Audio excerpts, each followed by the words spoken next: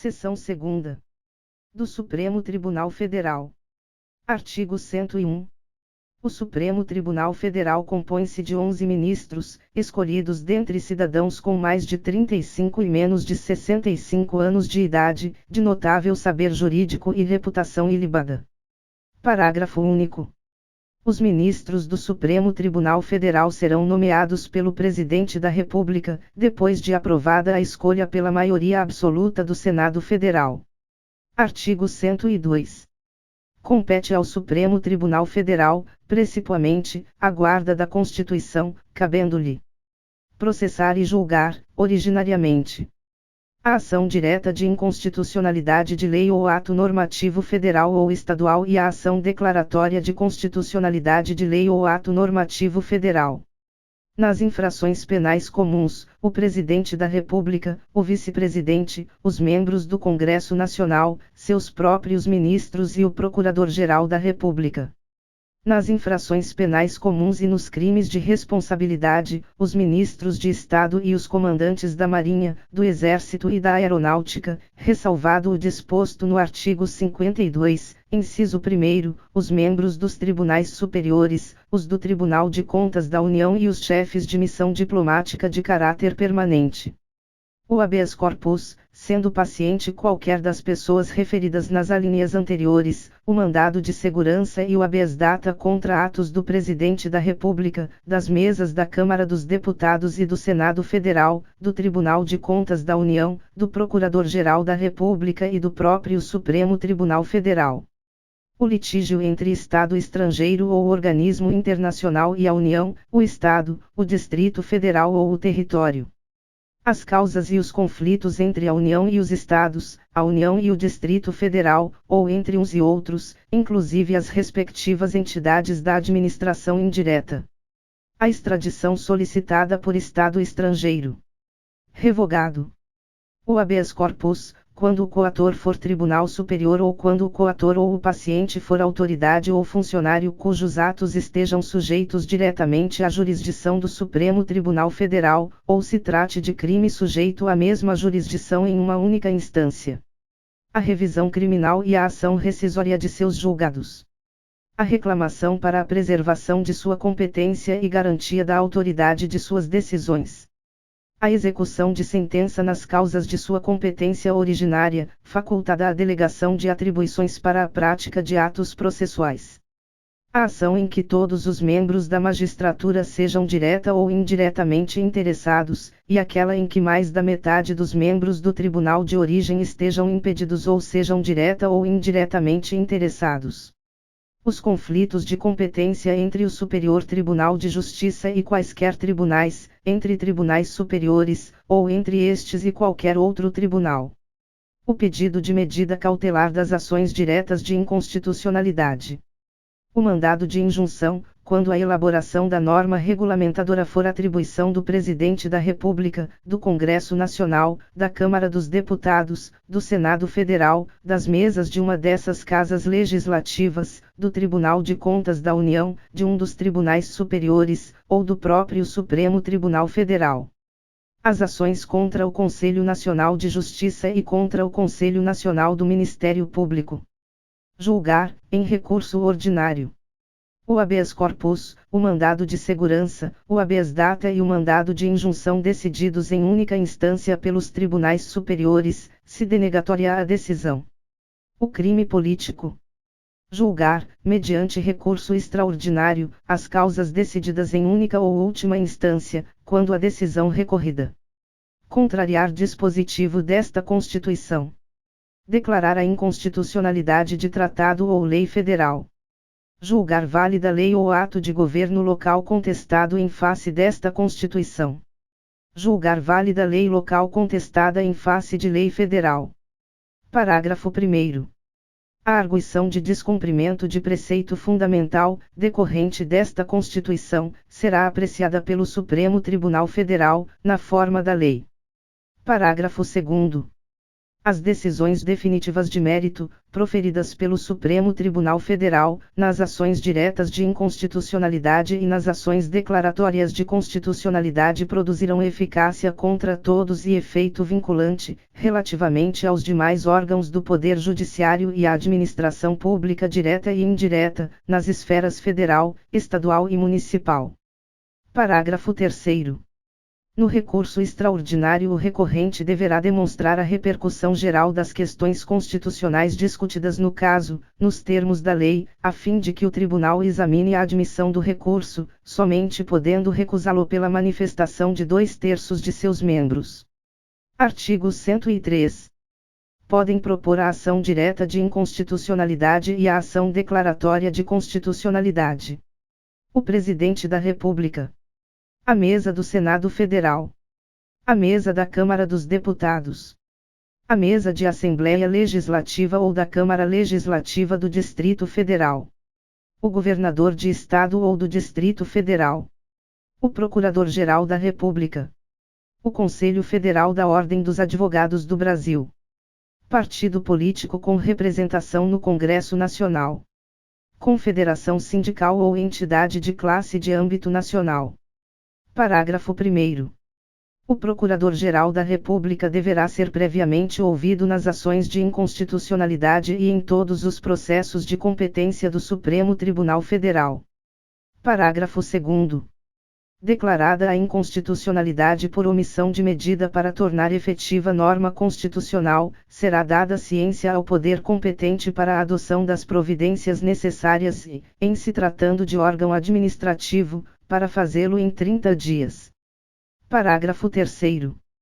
Quando o Supremo Tribunal Federal apreciar a inconstitucionalidade, em tese, de norma legal ou ato normativo, citará, previamente, o Advogado-Geral da União, que defenderá o ato ou texto impugnado. Artigo 103-A. O Supremo Tribunal Federal poderá, de ofício ou por provocação, mediante decisão de 2/3 dos seus membros, após reiteradas decisões sobre matéria constitucional, aprovar súmula que, a partir de sua publicação na imprensa oficial, terá efeito vinculante em relação aos demais órgãos do Poder Judiciário e à administração pública direta e indireta, nas esferas federal, estadual e municipal, bem como proceder à sua revisão ou cancelamento, na forma estabelecida em lei. Parágrafo 1º. A súmula terá por objetivo a validade, a interpretação e a eficácia de normas determinadas, acerca das quais haja controvérsia atual entre órgãos judiciários ou entre esses e a administração pública que acarrete grave insegurança jurídica e relevante multiplicação de processos sobre questão idêntica. Parágrafo 2º. Sem prejuízo do que vier a ser estabelecido em lei, a aprovação, revisão ou cancelamento de súmula poderá ser provocada por aqueles que podem propor a ação direta de inconstitucionalidade. Parágrafo 3º. Do ato administrativo ou decisão judicial que contrariar a súmula aplicável ou que indevidamente a aplicar, caberá reclamação ao Supremo Tribunal Federal que, julgando-a procedente, anulará o ato administrativo ou cassará a decisão judicial reclamada, e determinará que outra seja proferida com ou sem a aplicação da súmula, conforme o caso. Artigo 103-B. O Conselho Nacional de Justiça compõe-se de 15 membros com mandato de 2 anos, admitida uma recondução, sendo o Presidente do Supremo Tribunal Federal, um ministro do Superior Tribunal de Justiça, indicado pelo respectivo tribunal, um ministro do Tribunal Superior do Trabalho, indicado pelo respectivo tribunal, um desembargador de Tribunal de Justiça, indicado pelo Supremo Tribunal Federal, um juiz estadual, indicado pelo Supremo Tribunal Federal, um juiz de Tribunal Regional Federal, indicado pelo Superior Tribunal de Justiça, um juiz federal, indicado pelo Superior Tribunal de Justiça, um juiz de Tribunal Regional do Trabalho, indicado pelo Tribunal Superior do Trabalho, um juiz do Trabalho, indicado pelo Tribunal Superior do Trabalho, um membro do Ministério Público da União, indicado pelo Procurador-Geral da República, um membro do Ministério Público Estadual, escolhido pelo Procurador-Geral da República dentre os nomes indicados pelo órgão competente de cada instituição estadual. 2 advogados, indicados pelo Conselho Federal da Ordem dos Advogados do Brasil. 2 cidadãos, de notável saber jurídico e reputação ilibada, indicados um pela Câmara dos Deputados e outro pelo Senado Federal. Parágrafo 1º. O Conselho será presidido pelo Presidente do Supremo Tribunal Federal e, nas suas ausências e impedimentos, pelo Vice-Presidente do Supremo Tribunal Federal. Parágrafo 2º. Os demais membros do Conselho serão nomeados pelo Presidente da República, depois de aprovada a escolha pela maioria absoluta do Senado Federal. Parágrafo 3º. Não efetuadas, no prazo legal, as indicações previstas neste artigo, caberá a escolha ao Supremo Tribunal Federal. Parágrafo 4º.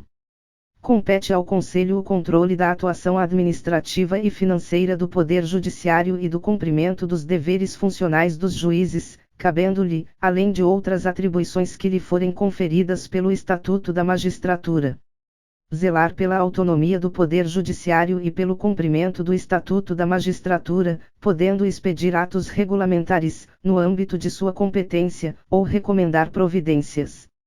Zelar pela observância do artigo 37 e apreciar, de ofício ou mediante provocação, a legalidade dos atos administrativos praticados por membros ou órgãos do Poder Judiciário, podendo desconstituí-los, revê-los ou fixar prazo para que se adotem as providências necessárias ao exato cumprimento da lei, sem prejuízo da competência do Tribunal de Contas da União.